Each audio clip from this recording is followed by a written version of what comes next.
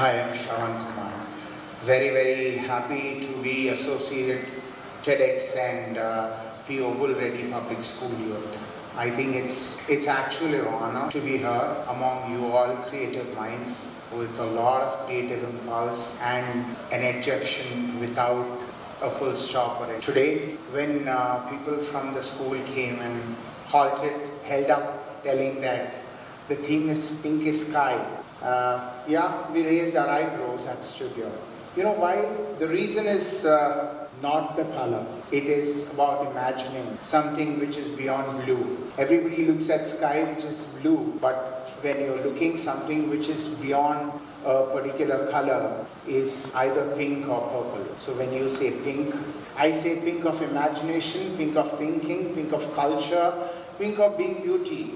Pink else except being the color of calm, feminine youth. It's also a color of courage. It's bold. It's belittling understated sophistication. So I think imagining today you all sharing my experience, used to be what you are today, what you will be tomorrow, is all about focus, is what you learn today to be and what you understand today to be is important. And I think pink is surely the sky. It's no more blue because people like us reimagine things, reimagine fashion, reimagine art. I'll tell you something about myself. I'm a fashion designer, I'm a textile revivalist, I'm an artist per se, especially profoundly known to be K. Parvati Devi's son and A. Ramaswamy's son. That is my first identity because my love, my affection and the way I'm standing today first goes to my parents and my family. Second comes to my teachers who have nurtured me, held my hands to be what I am today. Without being there, having their support, knowing them, I would not have been here talking in front of you. Telling about obviously what is very important, my childhood beautiful memories where design and fashion has come instinctively beautiful is nothing but, obviously we all come from Hyderabad, the city of cultures, the bilanes, foldings of my mom's saris in beautiful colors. She taking me from school where I was studying in Abbots to Charminar for buying jewellery. Obviously on the way giving you a treat of either savories or ice cream or cool drinks. It was beautiful. So we have been brought up that way. So here in design, here in creation, I don't just make clothes, I make connections. Importantly here, it's very beautiful to hear. I don't make clothes, I don't create clothes because fashion is not my passion or profession, it's my religion. We can't change our religion, right? As of now, if you change also nothing wrong. I think we create connection. I connect past with present. I connect a weaver to a wearer. Preferably I do handlooms, I don't do power looms, especially because power is also a scarcity. I do handlooms predominantly is because handlooms neither have two hands, two legs, but also have a huge heart and below that a huge stomach to feed, not only of the weaver, but also his family, his child who goes to school. I came across a weaver who told me recently his child attends the school very regularly and I was so happy about it. And you know what did he tell me the reason was? To have the midday meal. Because in the midday meal on Wednesdays, they give a non-vegetarian, they give a fruit on a Monday, and they give an egg on a Friday. So I think that is what we are all very blessed to be here where we are today, and all your bread, my bread, and everybody sitting here, our breads are toasted very well on either side with butter, cheese, and a lot of other stuff. So I think it's all high time for us to think way too beyond what it is. Coming to my design philosophy, we work with weavers from Pochampalli to Kanchipuram, from Bhuj to Kasvu to you name a weaver. We work with everybody. For us, because it was a huge challenge when a lot of part of the other world who said that handlooms cannot be curated into a couture's garment. I'm sure you know what is a couture garment. Couture garment is made something which is hand spun, hand woven, and basically everything which is done with hand, where there is a minimal involvement of machinery to make garments to be produced. So you must be knowing quite a lot of international brands. I'm sure you must be knowing brands like Louis Vuitton, Prada, Chanel, a couple of Indian brands like Rahul Mishra, and a lot of others. But basically a lot of people in and around in India now consciously are telling what they want to pick up is totally Indian in origin. That is again painting the sky pink. It is looking beyond an imagination. Now talking about conscience, conscious, or talking about sustainability. I don't think so any other country in the world is as sustainable as India. They must be, I'm sure not about you, but a lot of teachers here must be surely knowing that when a particular mother has worn a sari, that sari has been converted into a lehenga or a salwar suit for a girl. See how many years old back itself we were sustainable. How many, every program in India may not be with any cultures or any particular religion starts with turmeric. So how organic we are. So we have practiced yoga.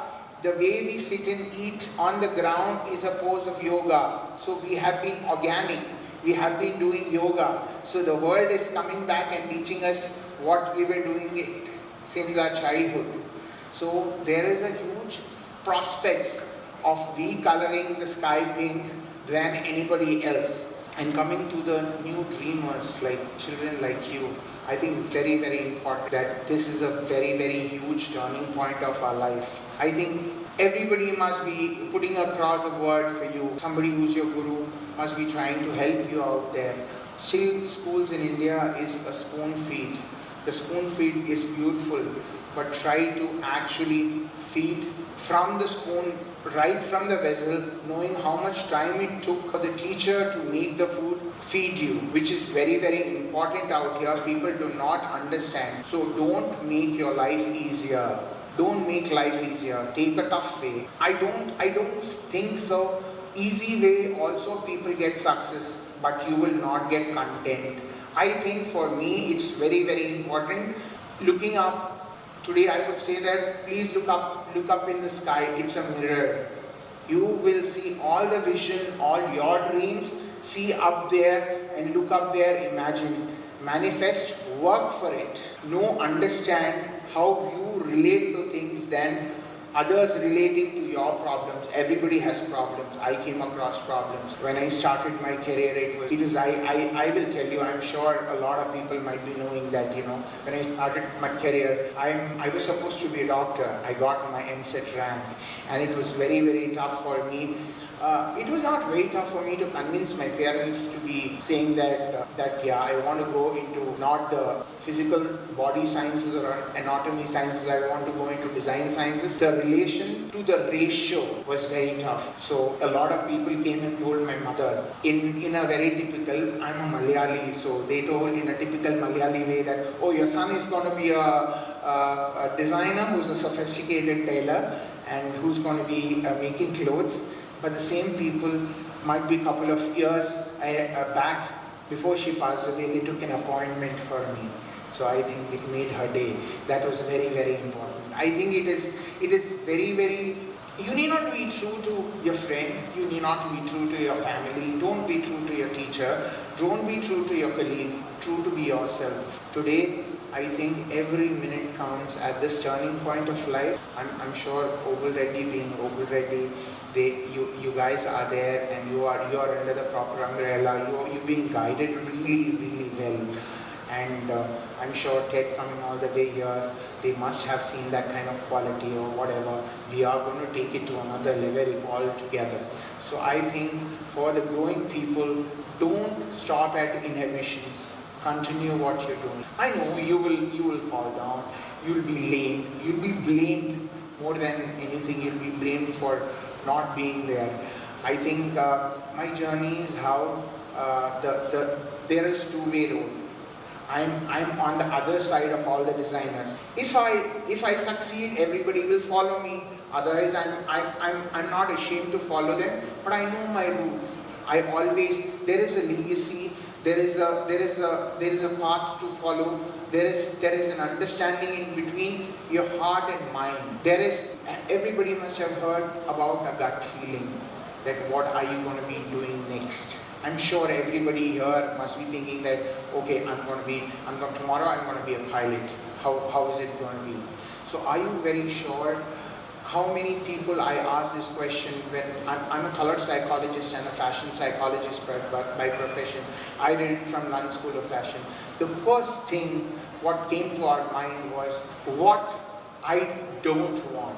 I cleared up a paper, writing I don't want all of this. When I started writing what I want, I filled up a book. Can you beat that?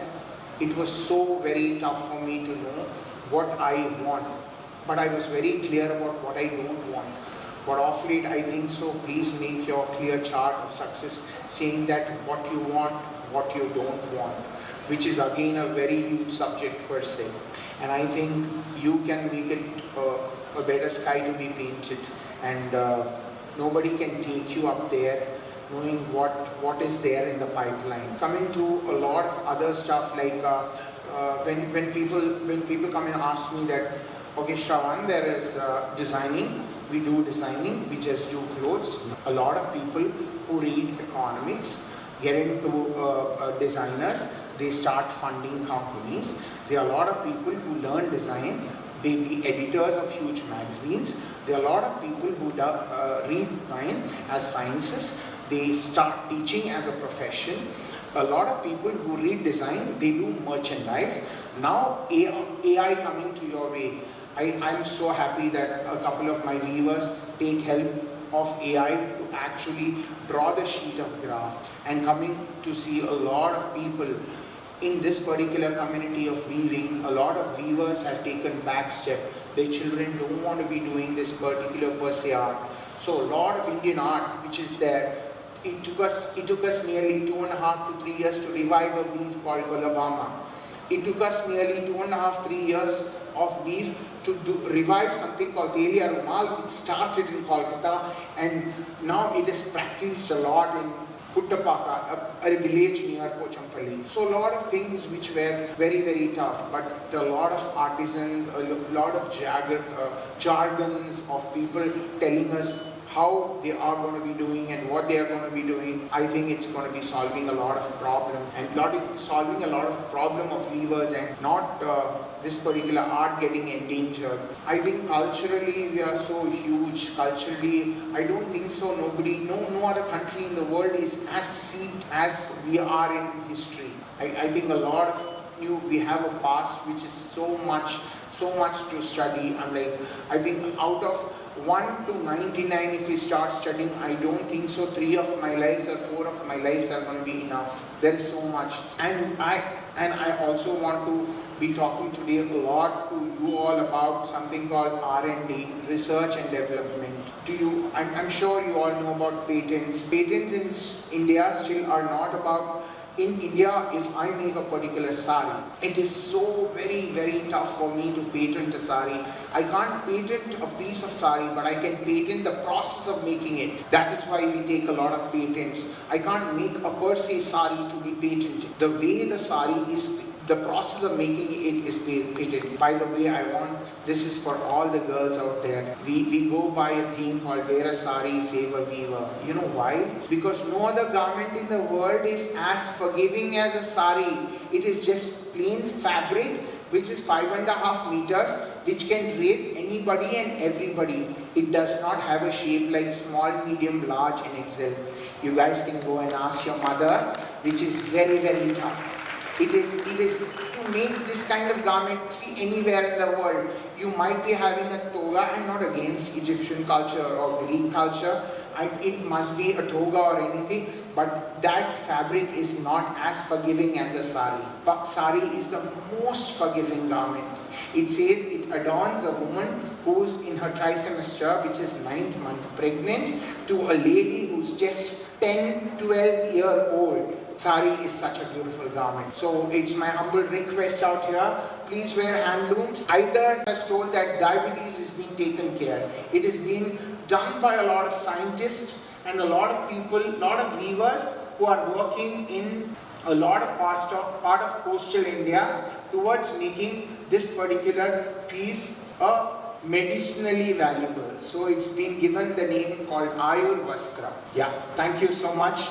It is wonderful being here.